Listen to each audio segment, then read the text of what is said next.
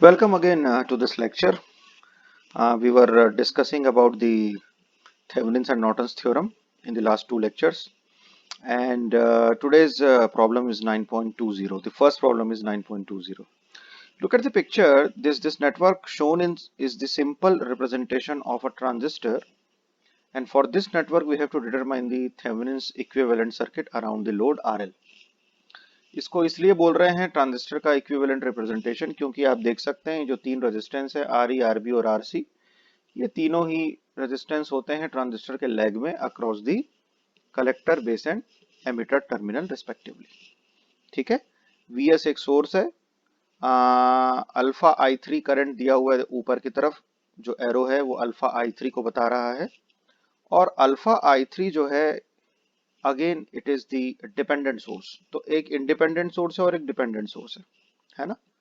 और I3 जो है वो RE के अक्रॉस शो किया गया है। चलिए देखते हैं कैलकुलेशन ऑफ VTH किस तरीके से करेंगे। तो VS की वजह से okay there is a mistake, that is not I3, that is IS। ये जो है अल्फा अल्फा IS है, ये इसको IS कर लेंगे आप लोग अपनी कॉपी में। न्यूमेरिकल सॉल्व करना है ना कॉपी में, सिर्फ देखना नहीं है वीडियो।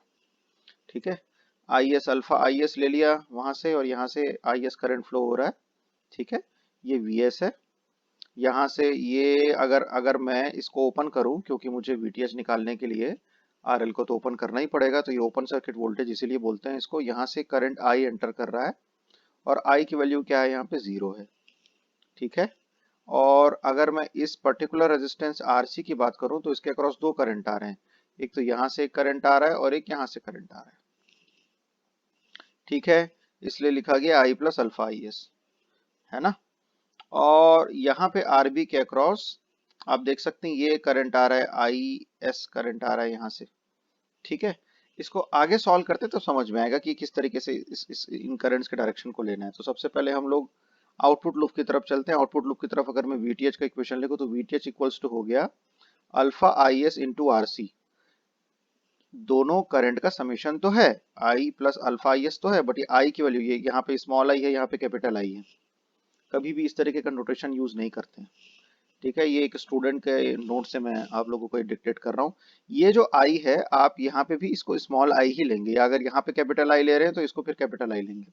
दो अलग अलग नोटेशन हमको यूज नहीं करनी चाहिए, उसको सुधार लेंगे आप। ठीक है, तो ये जो I है वो 0 है क्योंकि ये ओपन सर्किट है, तो सिर्फ अल्फा IS है, alpha IS multiplied by RC, alpha IS multiplied by RC।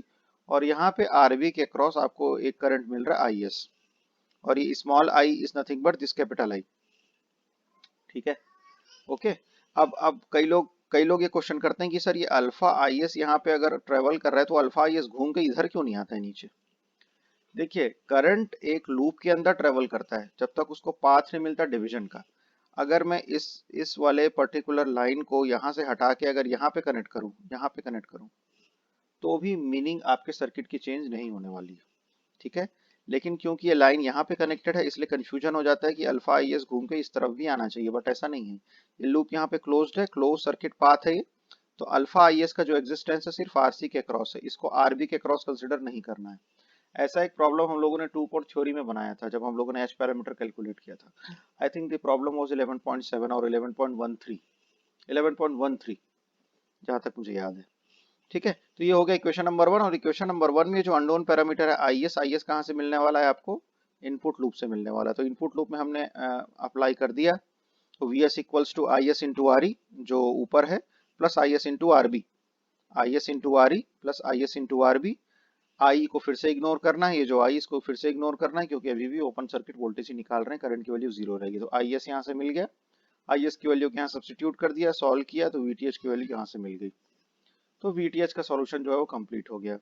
RTH निकालने के लिए, क्योंकि जैसे मैंने बताया आपको RTH कैसे निकलता है, आपको इंडिपेंडेंट सोर्सेज को टर्न ऑफ करना पड़ता है, और डिपेंडेंट सोर्सेज के लिए एक वोल्टेज या करंट सोर्स कंसिडर करना पड़ता है कांस्टेंट। तो ये कांस्टेंट वोल्टेज सोर्स लगाया है हमने V0, जिसकी वजह से कांस्टेंट करंट फ्लो हो रहा है, जिसको हम बोल रहे हैं I0। और ये है वो डिपेंडेंट सोर्स जिसके कारण हम लोगों ने ये किया है। और यहाँ पे जो इंडिपेंडेंट सोर्स था VS, उसको क्या कर दिया हमने, शॉर्ट कर दिया है, ऑफ कर दिया। KVL अप्लाई करते हैं। KVL अप्लाई करने के बाद अब KVL जो अप्लाई किया है यहाँ पे देखिए, IS जो है ये RB और RE दोनों के अक्रॉस क्या फ्लो हो रहा है, IS फ्लो हो रहा है। RE के क्रॉस भी IS है और RB के क्रॉस भी IS है, ठीक है। और I not into RB, RB के क्रॉस I नॉट करंट भी आ रहा है, डायरेक्ट लिखा हुआ है यहाँ पे ना। दो चीजें हैं देखिए, यहाँ से अगर मैं करंट को मेजर करना चाहूँ RC के क्रॉस, ये देखिए ये I नॉट यहाँ से एंटर करेगा, तो RC के cross I not plus alpha IS है। पिछली बार हम लोगों ने इसको सिंपल I लिया था, ठीक है, तो वो तो जीरो था, लेकिन इस बार ये जीरो नहीं है क्योंकि यहाँ पे वोल्टेज प्रेजेंट है। यहाँ पे भी आरबी के अक्रॉस आपको दो करंट मिलेंगे, एक तो आईएस इस लूप का और एक यहाँ से क्या आ रहा है आपके पास आई नॉट आ रहा है, ठीक है। तो यहाँ से मिल गई आपको आईएस की वैल्यू, यहाँ से किसकी वैल्यू मिल गई आपको, आईएस की वैल्यू हमने निकाल ली यहाँ से इनपुट लूप से आईएस का कैलकुलेशन कर लिया। आउटपुट में गए, आउटपुट वी नॉट के अक्रॉस लिखा हमने, ये V naught equals to alpha naught I naught plus alpha IS into RC, ये देखिए I naught plus alpha S into R C plus RB के क्रॉस अगेन दो करंट, ये जो बीच वाला रेजिस्टेंस है आरबी, इसके क्रॉस दो current I naught plus I S, ठीक है। तो इसके लिए हमने एक लूप का इक्वेशन लिख लिया। लूप का इक्वेशन लिखने के बाद हमको उसको सॉल्व करना है। फिर सॉल्व करने के लिए आप जो मर्जी आप सॉल्यूशन करना चाहें कर सकते हैं, जितना मर्जी चाहें आप उसको क्या कर सकते हैं, सिंप्लीफाई कर सकते हैं। आई एस की वैल्यू को सब्सटीट्यूट कर लिया, यहाँ से जो ऊपर निकाला यहाँ सब्सटीट्यूट हो गया आई एस की वैल्यू, ये यहाँ हमने निकाली है minus I naught R V R E plus R P, यहाँ पे सब्सटीट्यूट कर दिया। सब्सटीट्यूट करने के बाद हमको V naught upon I naught find out करना है। हमको इस तरीके से सिंप्लीफाई करना है अपनी इक्वेशन को जिससे हमको V naught upon I naught मिले। तो यहाँ से हमने V naught upon I naught निकालने की कोशिश की, तो V naught upon I naught, बाकी सारी चीजें एक साथ करने के बाद आप इसको जितना चाहें उतना सिंप्लीफाई कर सकते हैं, एक लेवल तक आप उसको जाके छोड़ भी सकते हैं, ठीक है। ये आपके ऊपर डिपेंड करता है कि कहाँ तक आप सिंप्लीफाई करना चाहते हैं। ये इस टर्म पे भी अगर आप लाके छोड़ देते तो भी काम हो जाता है। एक और टर्म आगे निकल गया है आरटीएच का, वहां पे आप ले जा सकते हैं, ठीक है। So this is the RTH and VTH calculation for this particular problem. और इस तरीके से हमने थेवेनिन्स इक्विवेलेंट सर्किट बना लिया है। एग्जाम में भी जब आप थेवेनिन्स थ्योरम, नॉर्टन्स थ्योरम के क्वेश्चंस को अटेम्प्ट करेंगे तो ये ध्यान में रखिए कि जो आपका फाइनल आंसर है वो इसी फॉर्म में होना चाहिए। आपको वीटीएच बनाना है, आरटीएच बनाना है और आरएल बनाना है, ठीक है। तो ये हो गया 9.20। 9.26 की तरफ चलते हैं। ये भी एक इम्पॉर्टेंट प्रॉब्लम है, एग्जाम में 2-3 बार पूछा गया है, ठीक है। जितने भी प्रॉब्लम हम लोग कवर कर रहे हैं लेक्चर्स में, उन सब प्रॉब्लम को आपको प्रैक्टिस करनी है अपनी कॉपी में, सारे प्रॉब्लम सॉल्व करने हैं। इसलिए मैंने आपको शुरू से ही, right from the starting of this particular subject, I have given stress to prepare the notes, ठीक है। इसलिए नोट्स आपके अगर जितने अच्छे होंगे उतनी ही आपकी प्रिपरेशन अच्छी रहेगी किसी भी सब्जेक्ट की, तो इसको ध्यान रखिए। 9.26 problem number, in given network switch is in position A until a steady state is reached है, वो lived नहीं, it is reached at t equal to 0। t equal to 0 पे तब तक वो स्विच रहता है पोजीशन A पे, पोजीशन A पे वो स्विच तब तक रहता है जब तक जो है स्टेडी स्टेट रीच नहीं होता, ठीक है। और t इक्वल टू 0 पे जो स्टेडी स्टेट है, सॉरी t इक्वल टू 0 पे जो स्विच है वो B पोजीशन पे चला जाता है, A से B पे चला जाता है, ठीक है। मतलब A पे जब तक रहेगा तो हमको फाइनल स्टेट एनालिसिस करना है, स्टेडी स्टेट एनालिसिस करना है इन्फिनिटी वाला, और जैसे वो B पे आएगा तो हमको प्रेजेंट वाला एनालिसिस करना है जिसको हम ट्रांजिएंट एनालिसिस बोलते हैं। Under that condition determine transform of voltage across the 0.5 फेरेड capacitor. ये 1.2 या 0.5 फेरेड का कैपेसिटर दिया हुआ है, इसके अक्रॉस हमको इस नेटवर्क को ट्रांसफॉर्म करना है using Thevenin's theorem and Norton's theorem. ये क्वेश्चन क्यों इंपॉर्टेंट है, क्या लगता है आपको क्यों ये क्वेश्चन इंपॉर्टेंट है? ये क्वेश्चन इसलिए इंपॉर्टेंट है क्योंकि इसमें दो कंसेप्ट आपको एक साथ अप्लाई करने हैं। आपके दिमाग में सबसे पहले ये क्लियर होना चाहिए कि हम किस तरीके से किसी स्विच वाले प्रॉब्लम को सॉल्व करते हैं। जैसे हम लोगों ने सेकंड और थर्ड यूनिट में किया है, either you can apply Laplace transform और you can go for the differential equations method. In any of the case you have to know the method to solve the problem of switches, ठीक है। फिर दूसरी चीज आपके दिमाग में ये क्लियर होना चाहिए कि आप थेवेनिन्स और नॉर्टन्स को किस तरीके से अप्लाई करते हैं, ठीक है। तो यहाँ पे आप देखेंगे कि इस स्विच की पोजीशन के अकॉर्डिंग हमको चेंज करना पड़ेगा अपनी कंडीशन को। और दूसरा, ये जो 1/2 फेरेड का कैपेसिटर है, this is acting as a load, क्योंकि मुझे इसी के अक्रॉस ट्रांसफॉर्मेशन फाइंड आउट करना है। किसके अक्रॉस? 0.5 फेरेड के कैपेसिटर के अक्रॉस, ये जो 1/2 है। ये दो चीजें इंपॉर्टेंट है। इस तरीके के क्वेश्चंस आपको कॉम्पिटिटिव एग्जाम में देखने को मिलेंगे, है ना, जिसमें दो तीन आपके कहना चाहिए कंसेप्ट्स का जो है वो मिक्सचर होता है। तो इन चीजों को हमको ध्यान देके पढ़ना चाहिए। चलिए आगे चलते हैं इसको सॉल्यूशन को। At steady state T equal to 0 minus पे स्टेडी स्टेट में है, जैसा कि बोला गया है कि ए में जब है हमारा स्विच का पोजीशन, तो 0 से पहले ए में है और स्टेडी स्टेट होता है। तो जैसे 0 से पहले ए में है तो सर्किट से ये चीज डिस्कनेक्ट हो जाएगी, ये जो वोल्टेज सोर्स है वो डिस्कनेक्ट हो जाएगा जब हम पोजीशन ए में रहेंगे। ये कब पिक्चर में आएगा? जब हम बी पे जाएंगे। जब हम ए पे हैं तो मुझे सिर्फ 10 वोल्ट का सोर्स मिलेगा। तो ये 10 वोल्ट का सोर्स है, मैं पोजीशन ए पे हूँ। ये 1 ओम का रेजिस्टेंस है, ये मेरा 1 ओम का क्या बोलते हैं रेजिस्टेंस है। और ये 2 हेनरी जो है वो इंडक्टर जो है वो स्टेडी स्टेट में कैसे बिहेव करता है? शॉर्ट सर्किट के जैसे। तो हमने इसको शॉर्ट कर दिया। ये 2 ओम का रेजिस्टेंस, और इसको तो हमको ओपन करना था। क्यों ओपन करना था भाई? यहाँ पे क्यों ओपन किया है हमने? क्योंकि कैपेसिटर स्टेडी स्टेट में कैसे बिहेव करता है? ओपन सर्किट के जैसे बिहेव करता है। अभी हमने थेवेनिन नॉर्टन सप्लाई नहीं किया, ठीक है। ये जो ओपन हुआ है वो सर्किट के बिहेवियर के कारण ओपन हुआ है कि स्टेडी स्टेट कंडीशन में जो है यहाँ पे जो Vc0 माइनस की वैल्यू है वो क्या रहेगी? कुछ कुछ अमाउंट रहेगा उसका, बट करंट क्या रहेगा उसके क्रॉस? जीरो रहेगा, क्योंकि वो सर्किट हो गया open because of the capacitors behaviour at the final state. अब इसको सॉल्व करने का अगर हम सॉल्व करने की अगर हम कोशिश करें तो ये 10 वोल्ट है, ये 1 ओम है और ये 1 ओम है। दोनों के अक्रॉस एक करंट फ्लो हो रहा है I0 माइनस, ठीक है। और I0 माइनस की वैल्यू को निकालना है तो 1 प्लस 1 2 हो गया। 2 divided by 10 divided by 2 equals to 5 ampere. I0 minus equals to I0 plus. क्यों? क्योंकि ये जो इंडक्टर है वो शॉर्ट हुआ है, उसके अक्रॉस जो करंट फ्लो होगा तो I0 प्लस हो चाहे I0 हो चाहे I0 माइनस हो, उसकी वैल्यू कितनी रहेगी? 5 एम्पियर ही रहेगी। क्यों? क्योंकि इंडक्टर किसको होल्ड करके रखता है? करंट की वैल्यू को होल्ड करके रखता है। तो करंट इंस्टेंटेनियसली चेंज नहीं होता इंडक्टर के क्रॉस, ये हम पढ़ चुके हैं। तो इंडक्टर के क्रॉस करंट की वैल्यू कितनी है? 5 एम्पियर। क्या मैं Vc0 माइनस की वैल्यू को कैलकुलेट कर सकता हूँ? अगर मुझे इसके अक्रॉस करंट पता चल गया है कि 5 एम्पियर फ्लो हो रहा है तो मुझे Vc0 माइनस निकालने के लिए क्या करना पड़ेगा? ये जो Vc0 माइनस है वो यहाँ पे और यहाँ पे सेम रहने वाला है। क्यों? क्योंकि इस रेजिस्टेंस की एग्जिस्टेंस खत्म हो गई है। Y? Because this has been open circuited. Since it is open circuited, no current is flowing across 2 ohm resistance, so there is no drop across 2 ohm resistance. So you can ignore the drop across the 2 ohm resistance, and this voltage, that is the Vc0 minus, which is present across here, it is same across 1 ohm resistance. Okay, I hope you have got my point.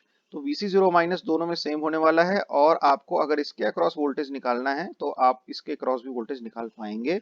तो 1 को आपने multiply कर दिया 5 ampere से, जो हम लोगों ने निकाला था इस करंट की वैल्यू। तो I0 माइनस कितना है? 5 ampere multiplied by 1 equals to 5 volt. तो हमको पता चल गया कि इस कैपेसिटर के अक्रॉस जो वोल्टेज है वो कितना है? 5 वोल्ट। और Vc0 माइनस Vc0 प्लस एक ही होने वाला है, क्योंकि कैपेसिटर क्या करता है? वोल्टेज को स्टोर करता है, जैसे हम लोगों ने यहाँ पे करंट स्टोर करवाया इंडक्टर के अक्रॉस।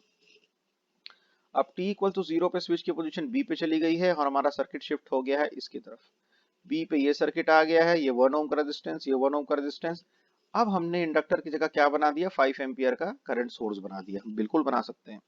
ध्यान रखिएगा, कभी भी अगर आपको इंडक्टर के अक्रॉस प्रीवियस वैल्यू पता है तो आप उस इंडक्टर की जगह उस करंट सोर्स को रिप्रेजेंट कर सकते हैं जिस वैल्यू को इंडक्टर ने होल्ड कराया है। सिमिलरली अगर आपको कैपेसिटर के अक्रॉस वोल्टेज की वैल्यू पता है तो you can definitely show the voltage value across that capacitor which is having the previous charged value. तो previous charged value कितनी है कैपेसिटर के अक्रॉस? 5 वोल्ट, और इंडक्टर के अक्रॉस 5 एम्पियर। तो हमने रिस्पेक्टिव इंडक्टर और कैपेसिटर को उसके उन वैल्यूज से रिप्लेस कर दिया। बाकी सर्किट सेम है। ये आपका लोड है, बताने की जरूरत नहीं है। तो VTH निकालना है अगर मुझे, तो क्या करना पड़ेगा भाई VTH निकालने के लिए? Using equation. तो VTH कैसे निकालते हैं?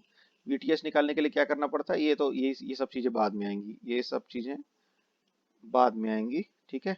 इक्वेशन इसका लिखते हैं। ये हमारा वोल्टेज सोर्स है, इसको हमने ओपन कर दिया क्योंकि वही हमारा लोड है। यहाँ से I0 माइनस की वैल्यू 0 हो गई। अब VTH निकालना है तो 2 इंटू 0 प्लस 1 इंटू IT, ये IT करंट फ्लो हो रहा है, प्लस 2 DIT बाई DT, जैसे हम लोग लिखते हैं इसका इक्वेशन। इसके इक्वेशन से VTH को कैलकुलेट करके हमने ये इक्वेशन नंबर 1 बना लिया। अब इक्वेशन नंबर 1 में आपको IT की वैल्यू चाहिए, तो IT फिर यहाँ से मिलेगा। अब इनपुट लूप में हमको KVL अप्लाई करना है। पहले आउटपुट लूप में KVL अप्लाई करके VTH का एक इक्वेशन फ्रेम कर लेते हैं।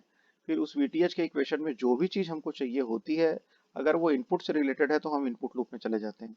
अभी तक हमने जितने भी क्वेश्चन सॉल्व किए हैं, चाहे वो 9.17 हो, 18 हो, 19 हो, हमेशा आउटपुट लूप को फ्रेम करके वीटीएच की वैल्यू निकाल ली गई है और उसमें से जो भी चीजें आपको सब्स्टिट्यूट करनी है उसको इनपुट से ले लिया गया है।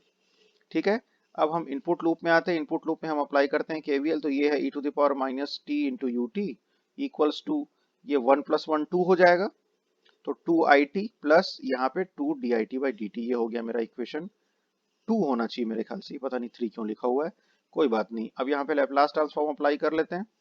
तो ये VTH इक्वल्स टू क्या हो गया, IS plus 2SIS minus 2I0। ठीक है, अब 2I0, I0 की वैल्यू यहाँ पे प्रेजेंट है, कितनी है I0 की वैल्यू, 5 एम्पियर, तो 5 इंटू 2 कितना हो गया, 10। अभी तक हम I0 की वैल्यू को क्या करके चलते थे, इग्नोर करके चलते थे, लेकिन इस बार देखेंगे हम कि इंडक्टर के अक्रॉस करंट कितना फ्लो हो रहा है, 5 एम्पियर निकाल चुके हैं हम लोग प्रीवियस पेज पे। तो 5 इंटू 2 कितना हो गया, 10 हो गया। 2s तो यहाँ से आ गया आपका 2s, IS दोनों में कॉमन है, तो 2s प्लस 1 IS कॉमन निकल गया। ठीक है, तो ये हो गया मेरा इक्वेशन IS का। IS इक्वल्स टू क्या हो गया, VTHS plus 10 upon 2s plus 1, equation number 2। ठीक है, अब इसको 2 बोलो, उसको 3 बोलो, जैसा करना है कर लो। ठीक है, आपको सिर्फ इससे मतलब है कि किस तरीके से आपको सॉल्यूशन को लाना है, फ्रेम करना है। अब इक्वेशन नंबर 3 में, अगर इसको इक्वेशन नंबर 3 बोल रहा है ये, ठीक है, आप उसको 2 भी बोल सकते हैं, जैसा आपको लेना है। वहां पे आप लैपलास ट्रांसफॉर्म अप्लाई करेंगे तो आपको पता है कि इसके कारण 1/s आता है, लेकिन ये s प्लस 1 भी रहेगा, इसलिए आप इसको सीधे 1/s प्लस 1 लिख देंगे। ठीक है, इक्वल्स टू 2is, ये हो गया 2is, ये 2is प्लस ये 2SIS माइनस 10, इसमें भी वो 2 इंटू IS वाला 2 इंटू I0 वाला फॉर्मूला आएगा, तो वहां से ये 10 आ जाएगा। इसको सॉल्व किया हमने इस तरीके से। इसको सॉल्व करेंगे आप लोग, सॉल्व करने के बाद कुछ नहीं करना है, IS की वैल्यू को रिप्लेस करना है। IS की वैल्यू जैसे रिप्लेस हुई, इस तरीके का क्वेश्चन, इस तरीके का आपको इक्वेशन मिलेगा। इक्वेशन मिलने के बाद यहाँ से जो IS मिला है उसको आपने वो उस इक्वेशन में जहाँ पे VTH था पुट कर दिया, VTH के लिए आपने सॉल्व किया। सॉल्व करने के बाद कुछ इस तरीके से आपको फॉर्मूला मिल जाएगा। ठीक है, तो इसमें सिर्फ एक ही चीज एडिशनल हो गई है, वो जो हम लोगों ने फंडा पढ़ा है लैपलास ट्रांसफॉर्म का और स्विच का, वो एडिशनल हो गया इसमें, तो इसको थोड़ा सा ध्यान में रखना पड़ेगा। RTH का कैलकुलेशन आपको पता है, एक्टिव सोर्सेस को हम क्या करते हैं, ऑफ कर देते हैं, तो ये ऑफ हो गया। अब रेजिस्टेंस को हमको कैलकुलेट करना है, इसमें कोई डिपेंडेंट सोर्स तो था नहीं, इसलिए मुझे कोई V0 या I0 अप्लाई करने की जरूरत नहीं पड़ी, सारे के सारे सोर्सेस कैसे थे, इंडिपेंडेंट थे। ठीक है, तो ये सिंपल RTH का कैलकुलेशन हो, जैसे हम लोग हमेशा करते हैं। RTH को कैलकुलेट करने के लिए अब आपको ये जो 2 हेनरी का कहना चाहिए इंडक्टर है या इंडक्टेंस है, उसको आपको एस डोमेन में ले जाना पड़ेगा। ये भी हम लोग पढ़ चुके हैं 2 पोर्ट के समय, इसलिए 2 पोर्ट मैंने आपको इसलिए सबसे पहले पढ़ाया है क्योंकि उसका जो कंसेप्ट है वो किसी ना किसी यूनिट में कहीं ना कहीं पे अप्लाई होता है। मैंने आपको उसके इंट्रोडक्शन में भी यही बताया था। ठीक है, तो जो 2s है हमने उसको इसलिए रिप्रेजेंट किया उसमें, क्योंकि अगर मैं इसको 2 हेनरी लिखूं तो I can not calculate the equivalent resistance, so now it has become the impedance.